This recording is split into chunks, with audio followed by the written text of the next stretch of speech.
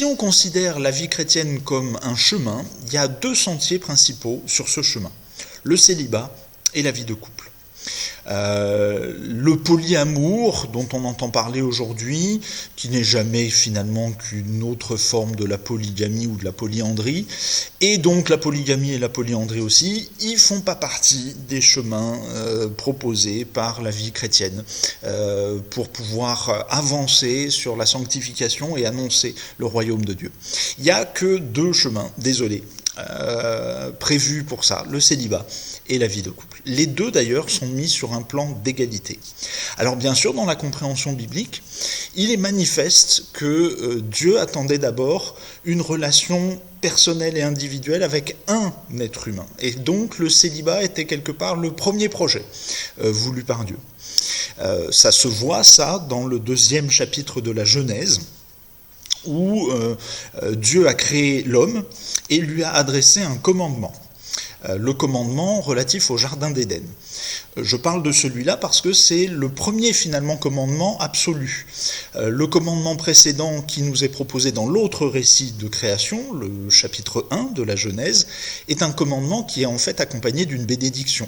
Croissez, multipliez, soumettez toute la terre.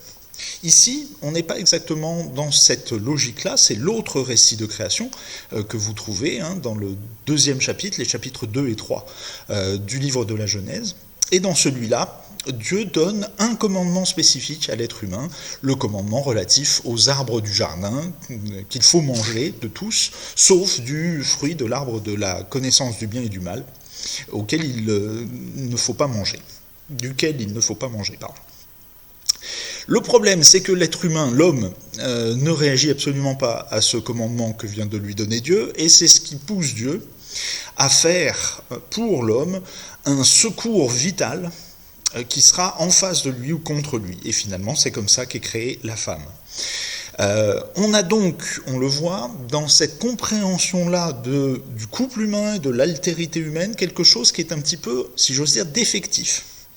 La femme, elle est là parce que l'homme n'était pas fichu d'entrer en relation tout seul avec Dieu. Il avait besoin de la femme pour pouvoir se rendre compte qu'il y a quelqu'un d'autre que lui, et que ce quelqu'un d'autre, c'est un cadeau de Dieu, et qu'ensemble, en couple, ils vont pouvoir s'ouvrir à la beauté et à la merveille d'être des créatures voulues par un créateur aimant, un père bienveillant qui est Dieu. Donc tout ça, c'est pour vous dire que finalement, quand bien même Jésus était célibataire, quand bien même Paul était célibataire, on aura l'occasion de l'entendre dans une prochaine prédication sur la première lettre aux Corinthiens, ça n'empêche que le couple est béni par Dieu.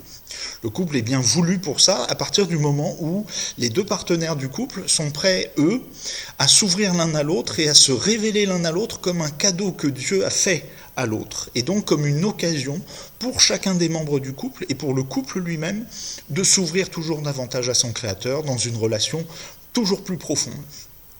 Et ce qui fait le socle de la vie de couple, c'est la sexualité. Je vous raconte tout ça, frères et sœurs, parce que dans le passage que nous venons de lire, et que vous avez entendu, de la première lettre de Paul aux Corinthiens, à la fin du chapitre 6, il y a une phrase tout à fait singulière que Paul dit. C'est au verset 16. « Ne savez-vous pas que celui qui s'unit à la prostituée est un seul corps avec elle ? En effet, il est dit, les 2 ne feront qu'un. » Il me semble que dans la situation qui est la nôtre aujourd'hui, une phrase comme celle-là appelle une petite clarification. Quand un homme s'unit avec une femme sexuellement, ils ne font qu'un corps. Ils font corps l'un avec l'autre, parce que la sexualité a ceci de particulier qu'elle est une source d'énergie et de puissance corporelle extrêmement forte, qui donne un sentiment de fusion des 2 partenaires. C'est tellement fort d'ailleurs que dès l'Antiquité, on ne s'y est pas trompé, on a pensé que la sexualité était un des moyens de parvenir au divin. C'était presque quelque chose de mystique. Et donc dans l'Antiquité, on a vu très vite se développer une prostitution sacrée, basée sur le principe que l'activité sexuelle était un moyen soit de plaire aux dieux, soit de pouvoir même rentrer en communion avec les dieux. Donc ça, c'est à ce niveau corporel. Et pourtant, Paul, ici, fait une citation pour expliquer cette union qu'un homme aurait avec la prostituée en disant les deux ne font qu'un.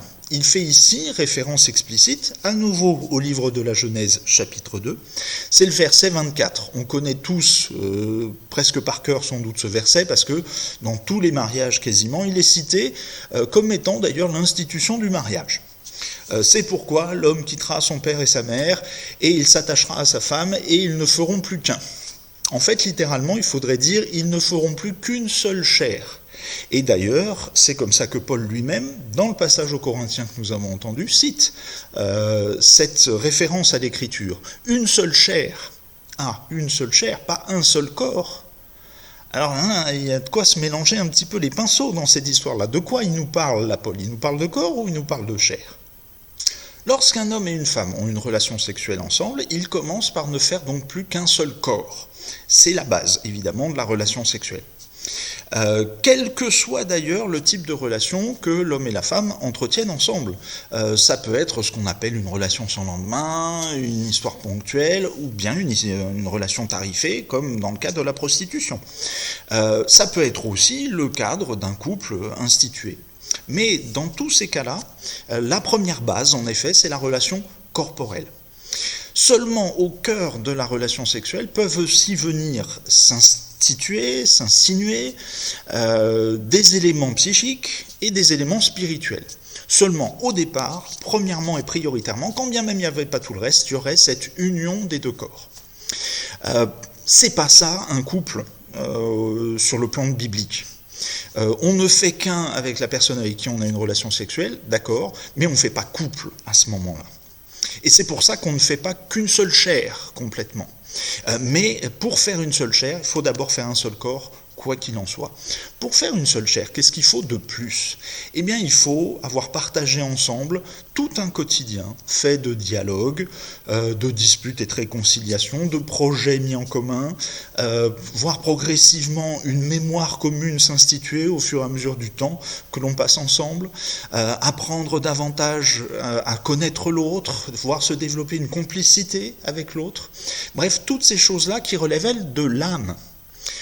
Tout ce qui va concerner donc notre psychisme, notre caractère, nos émotions, notre mémoire, etc., etc. Cet ensemble corps et âme, c'est ce que la Bible appelle la chair. Il y a donc fondamentalement dans le couple biblique ce projet de ne faire qu'une seule chair, mais qui commence forcément par la sexualité. Et qu'il l'intègre de manière très très forte parce que la sexualité est très vraisemblablement l'activité humaine dans un couple qui peut ouvrir le plus les deux partenaires l'un à l'autre dans tout ce qui compose leur personnalité, corps, âme et esprit. Il peut arriver qu'un homme et une femme, par exemple, mais aussi deux hommes ou deux femmes, aient des projets en commun. Et donc se mettent à travailler ensemble dans une visée commune. C'est dans le cas du travail, par exemple, tout simplement. Une relation professionnelle clairement établie, eh ben, il peut y avoir en effet la situation qu'un homme et une femme qui ne sont pas mariés du tout, ils doivent travailler ensemble, réfléchir, aller dans la même direction, regarder vers le même but, en fait. Ça peut arriver aussi qu'un homme et une femme, que deux hommes ou deux femmes aient une complicité très particulière, se sentent une sympathie réciproque qui est liée au fait que ils ont peut-être le même sens de l'humour, ou ils ont des passions communes, ils vont se découvrir des éléments en commun qu'ils vont pouvoir partager, en effet. Mais tout ça ne fera pas d'eux un couple, parce qu'il manque l'élément corporel, sexuel, fondamental. Ça ne veut pas dire qu'il peut ne pas y avoir à un moment donné ensuite basculement vers quelque chose comme ça. Mais au départ, ce type d'union-là, c'est finalement faire ce que la Bible appelle un seul cœur et une seule âme. C'est d'ailleurs comme ça que dans le livre des Actes des Apôtres, on décrit au départ l'Église. Au chapitre 4, verset 32, on nous dit que tous les croyants n'avaient qu'un cœur et qu'une âme. C'est une manière de dire que, tous orientés par la force du Saint-Esprit dans la même direction, regardant tous au même but de l'attente du royaume de Dieu, les uns et les autres se mettaient à avoir de la complicité les uns avec les autres, ils pouvaient partager des projets communs, etc. Mais l'auteur, Luc, l'auteur du livre des Actes, se garde bien d'employer le mot corps. Ils n'avaient pas un seul corps. Sous-entendu, ça veut bien dire ce que ça veut dire. Dans l'église, tout le monde ne couchait pas avec tout le monde, quoi. Voilà, pour être clair. On avait cette complicité de l'âme, cette complicité psychique, qui s'appuyait sur, en fait, l'unité spirituelle, mais on n'avait pas cette unité de corps derrière, l'unité sexuelle, en clair, parce que on était d'abord dans l'église, on était entre frères et sœurs. Quand bien même il pouvait y avoir des couples là-dedans, mais ça c'était autre chose. Jésus, par exemple, lui-même a connu des éléments d'intimité profonde comme ça avec des femmes. Je pense à la Samaritaine, à la femme syrophénicienne avec qui il a eu une complicité suffisamment forte pour arriver à la faire accepter devant ses disciples de recevoir une guérison, mais en disant qu'elle est syrophénicienne, alors c'est pas comme une juive évidemment, mais on va faire passer quand même la grâce de Dieu à travers tout ça. C'est bien sûr la relation de Jésus avec Marie-Madeleine, mais c'est aussi la relation de Jésus avec ses disciples, notamment au cours de son dernier repas, lorsque il leur a donné en quelque sorte ces dernières paroles qui ont été recueillies par Jean dans son évangile à partir du chapitre 13 jusqu'au chapitre 17. Qui c'est qui va nous dire qu'il y avait de la sexualité là-dedans ? Il n'y a absolument pas besoin de ça. La relation profonde et intime, elle était d'abord basée là sur une expérience spirituelle et elle se faisait ensuite au niveau de l'âme. Elle n'impliquait pas le corps dans sa dimension sexuelle, évidemment.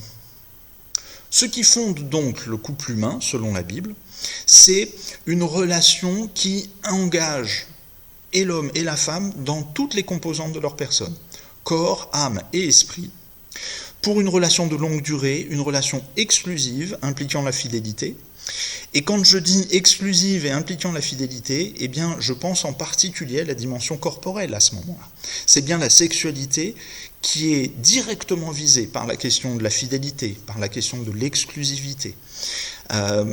Et donc, on voit que c'est à ce niveau-là que tout se joue, et que c'est comme ça que Paul a compris la sexualité, me semble-t-il, à travers la phrase qu'il disait, en disant, voilà, quand un homme s'unit à une prostituée, oui, ils ne font qu'un seul corps. Et ça, c'est problématique, en réalité, surtout si ce monsieur en question, il est déjà marié avec quelqu'un, et quand bien même il ne serait pas marié, parce qu'il n'a pas de projet de vie avec cette personne-là. Il ne souhaite pas se mettre sous le regard du Seigneur, avec une relation aussi ponctuelle et aussi rapide. Donc, ça nous dit là quelque chose de la réalité du couple selon la Bible. Le mariage ne vient en quelque sorte qu'ensuite entériner une vérité qui est beaucoup plus profonde que ça. Le mariage, c'est une institution humaine extrêmement respectable, et je ne suis pas en train de dire qu'il ne faut pas du tout se marier, mais le mariage sert de témoignage rendu par le couple à tous les autres, de la volonté des deux partenaires de vivre selon ce projet que Dieu donne, d'une unité corps, âme et esprit sur le long terme entre les deux partenaires. Mais ça n'est pas le mariage qui est fondé bibliquement, c'est le couple. Ça nous dit quelque chose quand même de très fort de l'importance de la sexualité pour la Bible. Son importance et même sa gravité. Quand je dis ça, je ne me passe pas sur le plan moral. On sait bien que la chrétienté a eu la fâcheuse tendance de mettre toutes ces questions-là sur le plan seulement moral, au point même de finir par faire confondre aux gens la sexualité avec le péché, carrément. Et on n'a pas encore complètement fini de régler cette question, parce que tout ce qu'on a appelé la libération sexuelle, ça n'a été qu'un mouvement de balancier complètement contraire à ce raidissement qu'il pouvait y avoir avant dans la société de chrétienté, qui associait complètement la sexualité au péché, et donc on a dit on envoie balader tout ça, et c'est parti parfois un petit peu dans du n'importe quoi, si vous me permettez l'expression. Ici on ne parle pas de ça, on parle vraiment de l'importance ontologique, si vous me permettez l'expression, existentielle, pour parler peut-être plus clairement, de la sexualité. Et si je m'appuie sur Paul, là, je peux trouver une phrase qui me paraît très très importante. Le corps n'est pas pour l'immoralité sexuelle, il est pour le Seigneur, et le Seigneur est pour le corps. Le terme traduit ici par immoralité sexuelle, c'est un terme qui en grec se dit pornéia. On voit tous à peu près vers quoi ça doit nous orienter, ce truc-là, puisque ça sert de racine au mot pornographie en français. Habituellement, dans beaucoup de Bibles, il est traduit par débauche. En fait, ça désigne toute activité sexuelle qui va sortir du cadre défini par la Bible comme expression de la volonté de Dieu pour le couple humain. Et donc ça, oui, le corps, il n'est pas fait pour ça, parce que le corps, il est fait pour Dieu. Vous avez entendu ça? Le corps est fait pour Dieu. C'est quand même totalement énorme comme affirmation. Notre corps a une vocation spirituelle. On va y revenir dans un instant. Mais il y a encore, peut-être presque plus fort, si j'ose dire. C'est la fin de la phrase. Le corps est pour le Seigneur et le Seigneur est pour le corps.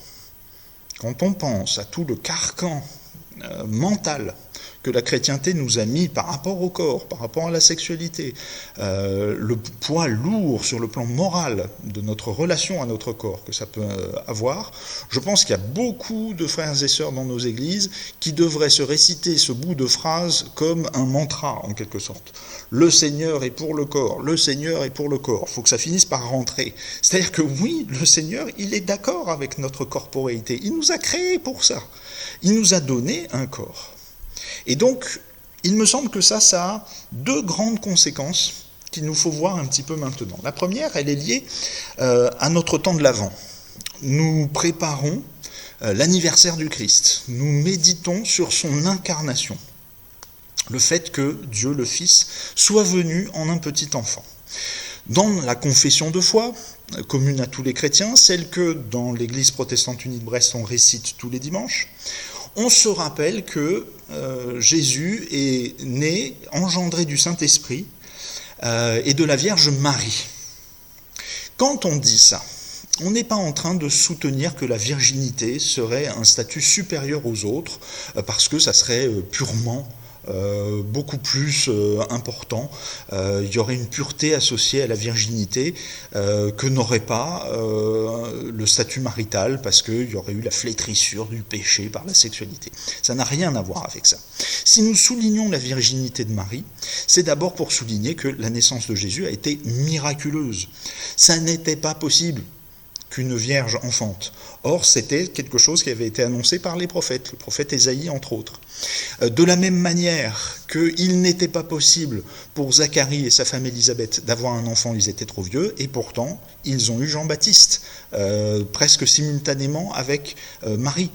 Et donc, cela vient vraiment nous dire que rien n'est impossible à Dieu sous l'action du Saint-Esprit créateur. D'autre part, ça vient aussi nous dire et nous rappeler que pour que Jésus soit vraiment sans péché, en effet, il fallait que Dieu s'implique dans sa naissance, par le Saint-Esprit. Il ne pouvait pas naître selon la chair, entre guillemets, non pas à nouveau parce que la sexualité serait pécheresse en elle-même, mais parce que par la reproduction des générations, la compréhension biblique établit que, là, il y a reproduction du péché. De génération en génération. Lorsque nous naissons seulement selon la chair, nous naissons sous le poids du péché nécessairement. Naître de l'esprit, comme le premier Jésus l'a été, fait que celui-ci était exempt de péché. Et c'est pour ça qu'il a pu ensuite mener tout son ministère, vivre tout ce qu'il a vécu, semblable en tout point à un être humain, excepté le péché. L'autre point, c'est, si j'ose dire, à l'autre bout de la vie, notamment celle du Christ et la nôtre à partir de là.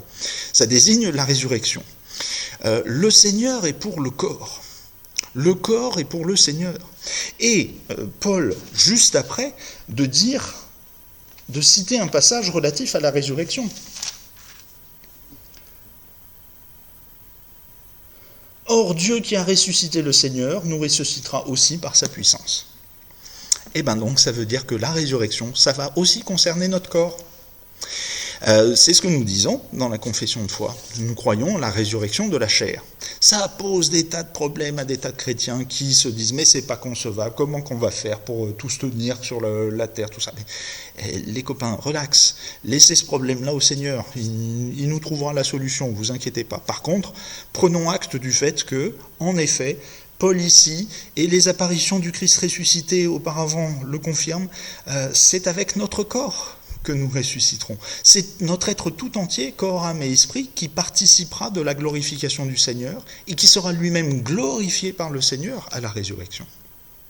L'importance, la gravité de la sexualité me semble également soulignée par une autre phrase de Paul dans notre passage.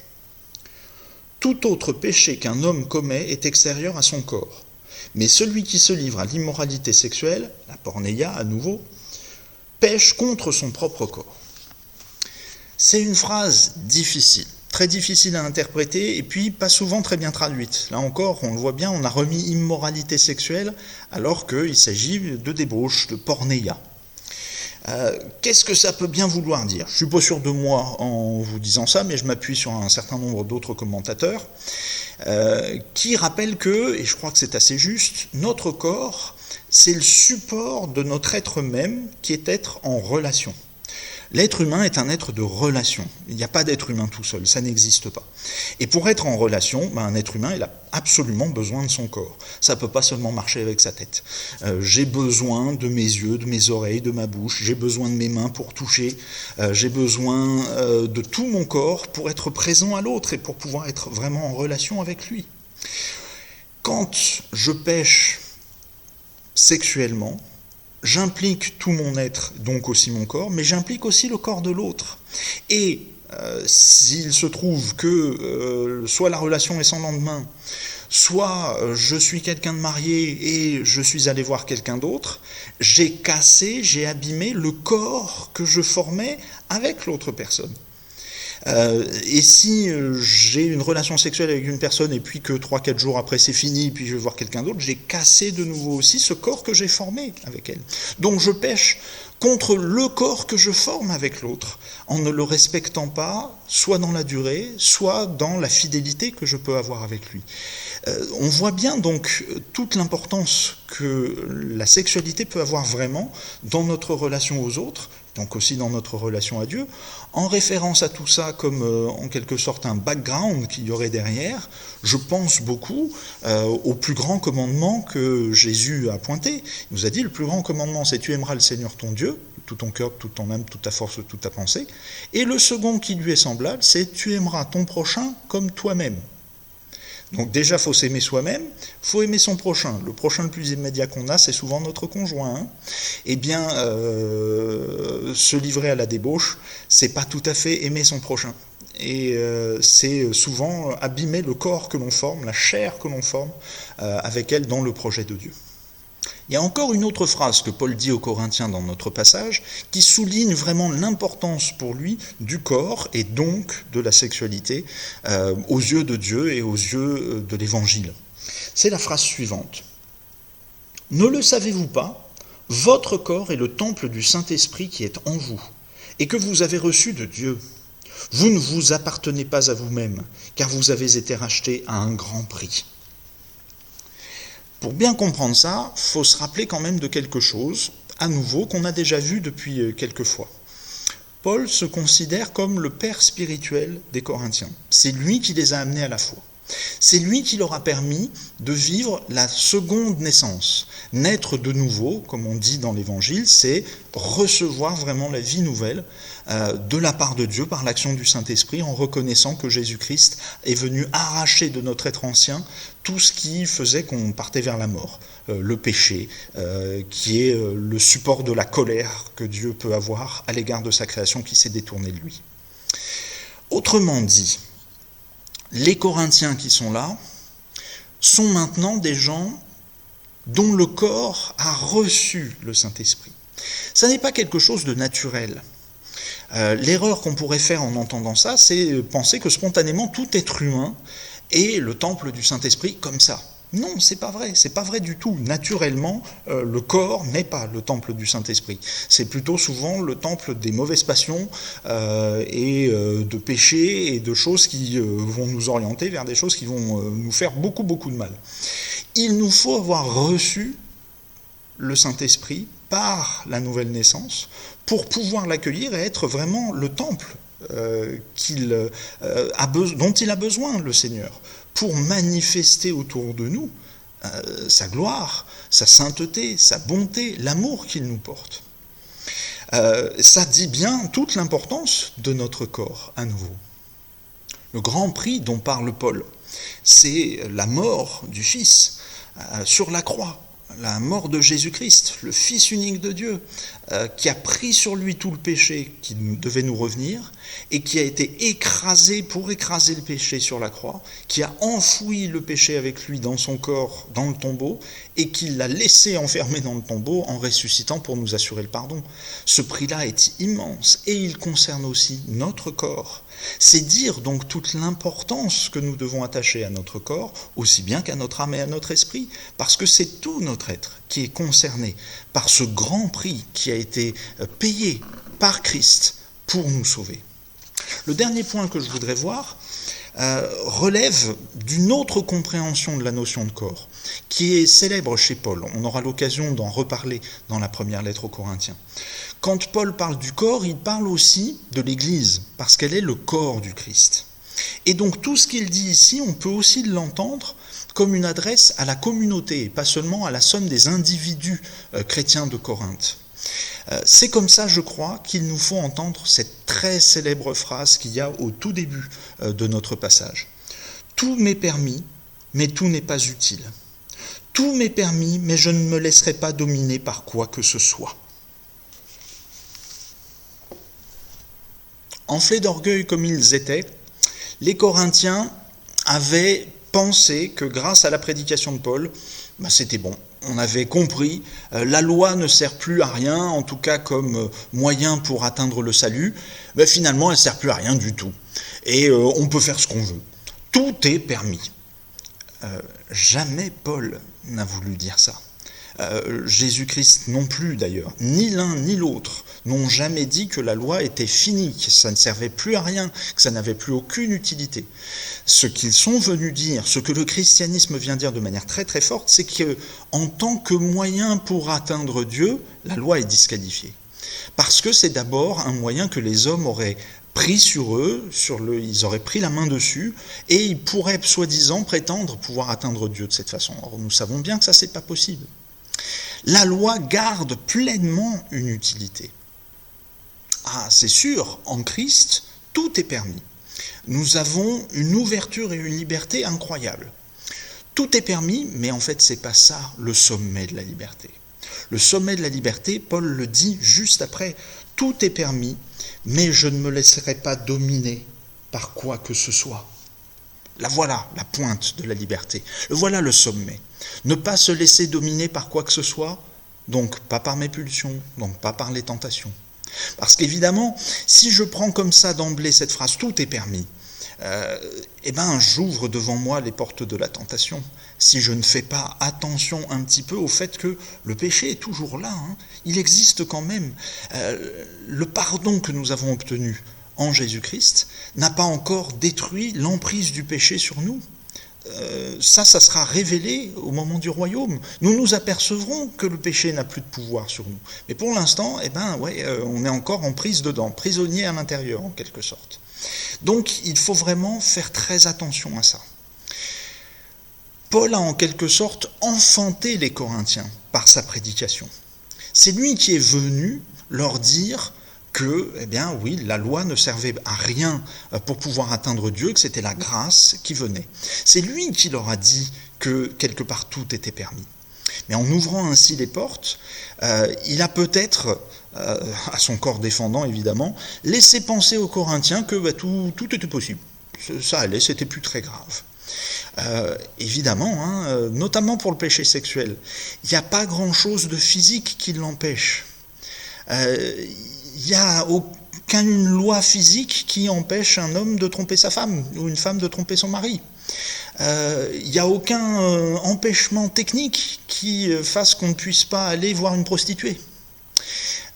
Le problème, c'est que ces possibilités-là ne sont pas utiles au corps qu'est l'Église. Ils font même du mal au corps qu'est l'Église. Ils font du mal à l'individu qui s'y livre, mais aussi et par extension à tout le corps.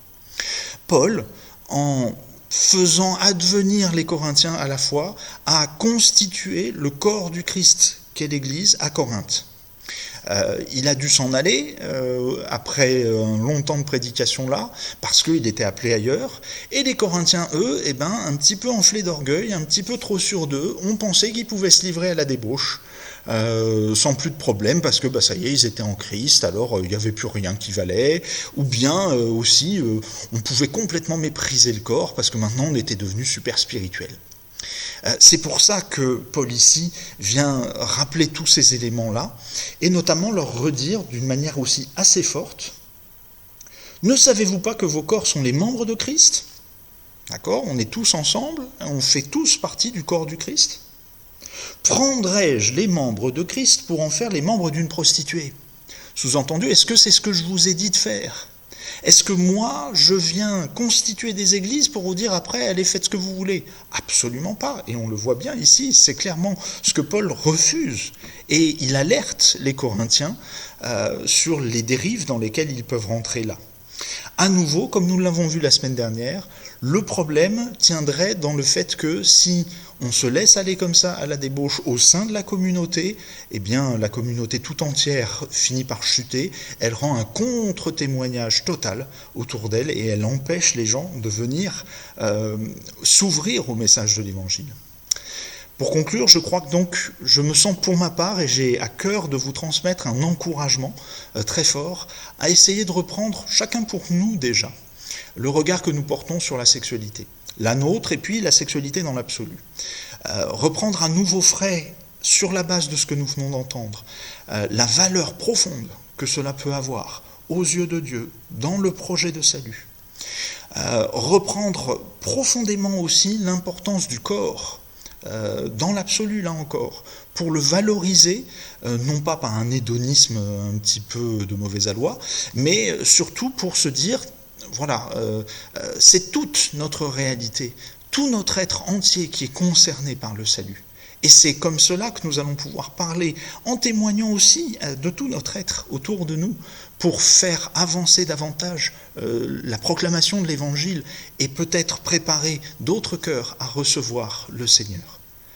Que pendant ce temps de l'Avent, nous puissions prendre ce temps de méditation et nous ouvrir toujours plus profondément à l'immense amour de Dieu.